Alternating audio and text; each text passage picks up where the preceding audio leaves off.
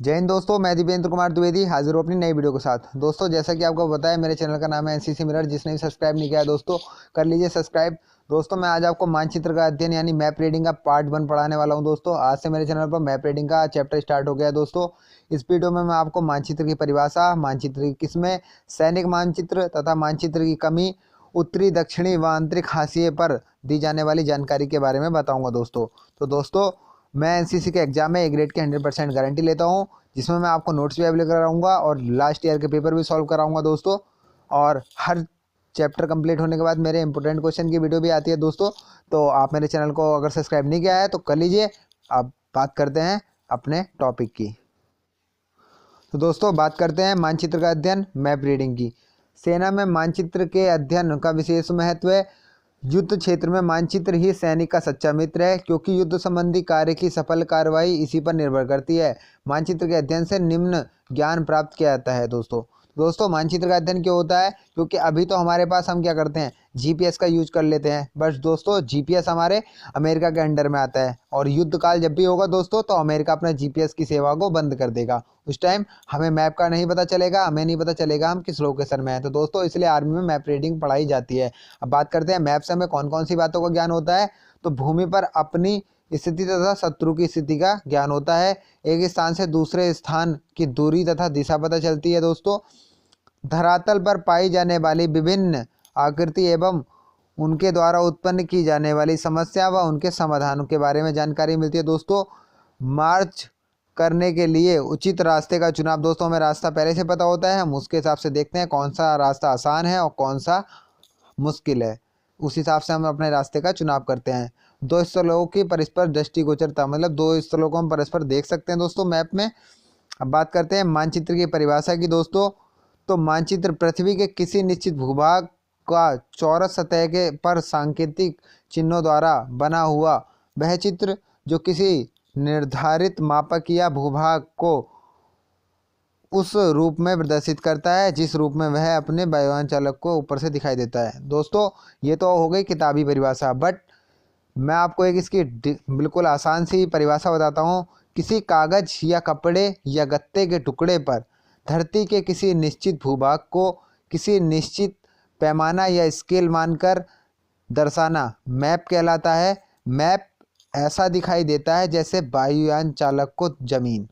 ठीक है दोस्तों, ये हो गई एक आसान परिभाषा। अब बात करते हैं मानचित्र की किस्में दोस्तों, मतलब टाइप। तो दोस्तों, नंबर 1 प्राकृतिक मानचित्र, नंबर 2 राजनीतिक मानचित्र, नंबर 3 आर्थिक मानचित्र, ऐतिहासिक मानचित्र, सांख्यिकी मानचित्र और सैनिक मानचित्र। अब दोस्तों, बात करते हैं सैनिक मानचित्र की। इन मानचित्रों में धरातल पर पाई जाने वाली लगभग सभी प्राकृतिक एवं मानव निर्मित वस्तुओं को दर्शाया जाता है। इसलिए इन मानचित्रों को टॉपोग्राफिकल शीट्स कहा जाता है। सेना के अधिकतर शीट्स 1 इंच बराबर 1 मील या 2 सेंटीमीटर बराबर 1 किमी होता है दोस्तों। मतलब आपके 1 मील या 1 किलोमीटर को 1 सेंटीमीटर या 2 सेंटीमीटर में मैप में दर्शाया जाता है। अब बात करते हैं दोस्तों मानचित्र की कमी। तो दोस्तों, मानचित्र में कौन कौन सी कमियां होती हैं? कोई भी मानचित्र अप टू डेट नहीं हो सकता। मतलब दोस्तों, अप टू डेट मतलब आज की डेट में बन के आपके पास तो आ नहीं सकता है। वो कम से कम 2 या 3 साल या 5 साल या 10 साल पुराना होता है दोस्तों। वो उसकी एक कमी होती है, क्योंकि तब से बहुत सारी चीज़ें बदल जाती हैं। अब बात करते हैं मानचित्र, चूँकि कागज या पैमाना मानकर बनाया जाता है, अतः जमीन की सभी आकृतियों को मानचित्र पर दर्शाना असंभव है। ठीक है दोस्तों, यह संभव नहीं है, यह असंभव है।